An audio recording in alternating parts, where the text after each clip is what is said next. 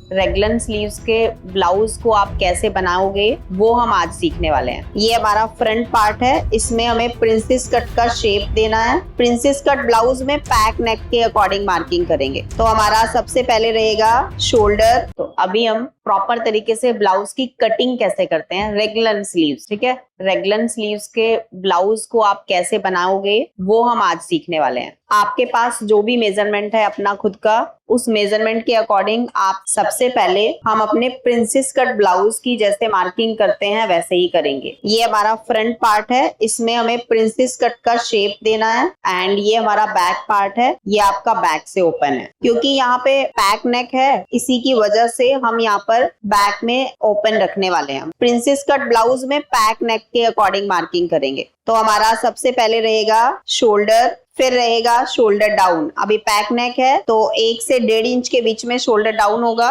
नीचे वाली लाइन पर हमें अपने शोल्डर का हाफ लेना है और उसमें स्लीव्स अटैच करने के लिए मार्जिन लेना है। स्लीव्स अटैच करने का मार्जिन लूंगी तो हमारा यहाँ पर आ जाएगा 7 इंच। हमारा जो भी साइज है उसका 4th पार्ट हम यहाँ पे लेंगे और इसके बाद हम 0.75 इंच माइनस करेंगे। ये डिस्टेंस हमारा 1.5 इंच बचा। अब इस डिस्टेंस को ऊपर निकालकर अपने आर्मोल का लेंथ ले लेंगे। आर्मोल लेंथ है 8 इंच। 8 इंच पे मार्क किया और फिर स्ट्रेट लाइन ड्रॉ किया। उसके बाद आर्मोल लेंथ तो मिल गया है 6.5। हम यहाँ पर नेक ब्रॉड ले लेंगे और नेक ब्रॉड लेते हैं बस्ट का 12th पार्ट। जो भी आएगा वो हम यहाँ पर लेकर 3 इंच यहाँ पर लेकर शोल्डर डाउन कर देंगे। इसके बाद हम नीचे वाली लाइन पर आएंगे। नीचे वाली लाइन पर जो भी आपने ये लिया है सेम ले लेंगे और इन दोनों पॉइंट का सेंटर पॉइंट लेकर फ्रंट क्रॉस की मार्किंग करेंगे। अब हमारा फ्रंट क्रॉस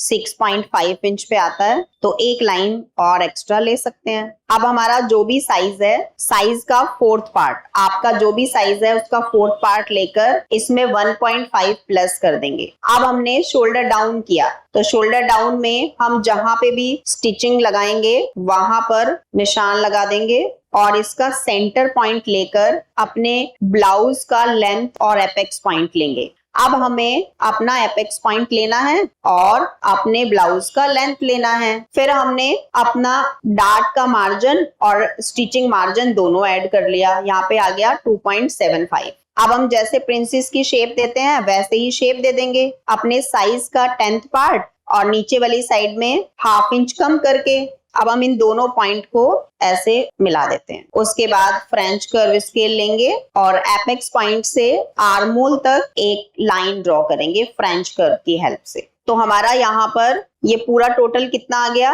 2 इंच है ना। तो हम क्या करते हैं 1.5 इंच यहाँ पे ले लेते हैं। बट ये आर्मोल वाला डार्ट 1.5 से 0.75 तक जा सकता है। अब हम यहाँ पर कर्व बना रहे हैं।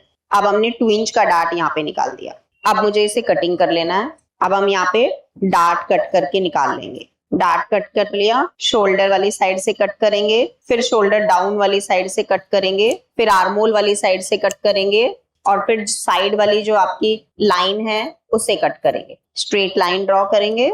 उसके बाद फ्रेंच कर्व स्केल से आर्मोल शेप देंगे। फिर अपना स्टिचिंग मार्जिन यहाँ पर लेकर आर्मोल चेक करेंगे। फिर हम आर्मोल कट करेंगे, बॉक्स बना लेंगे तो 1.25 इंच ज्यादा ले सकते हो। अब हमें यहाँ पे या तो हम ये जो पॉइंट है ना इसके सेंटर वाला पार्ट ले लेंगे, ऐसे 1 इंच से 1.5 इंच नीचे आप लेंगे। अब इस पॉइंट को यहाँ पे मैच करेंगे। ये रहा ये वाला पार्ट जिसमें आपने कुछ ऐसा फैब्रिक ले लिया है जिसमें कुछ डिजाइन बना हुआ है। तो ये वाला पार्ट आपको अपने उस डिजाइन वाले फैब्रिक पे रख के कटिंग करना है। अब हम नेकलाइन कट करेंगे एंड हम ये स्लीव शेप कट करेंगे। अब इसके साथ इस पार्ट को स्टिच करने वाले हैं। मार्जिन बिल्कुल बराबर ले लेंगे। बैक पार्ट कट कर लेते हैं। बैक से ओपन रहेगा और यहाँ पर एक स्ट्रेट लाइन ड्रॉ करेंगे बिल्कुल वैसे ही। स्टार्टिंग में मार्क किया, फिर हमने शोल्डर डाउन किया, स्ट्रेट लाइन बनाएंगे। फिर हमें नीचे वाली लाइन पर शोल्डर डिवाइडेड बाय 2 लेना है तो हम 7 इंच पे मार्क करेंगे।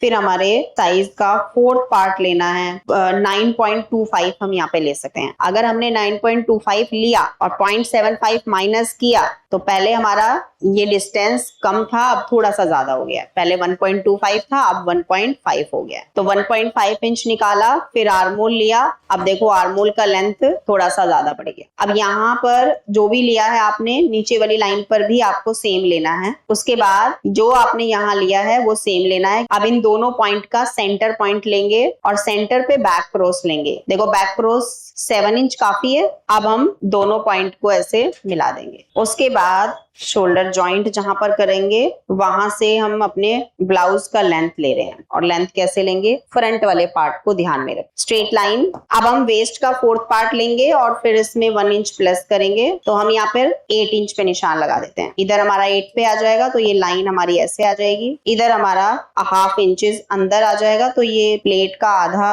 हिस्सा इधर शिफ्ट कर देंगे। नीचे से आपको पलटने वाला बनाना है तो आप उतना ही मार्जिन ले लेंगे। और ये सीधा कपड़ा कटिंग कर रहे हैं तो साइड वाला पार्ट मार्जिन लेकर कट करेंगे। आर्म होल शेप देंगे।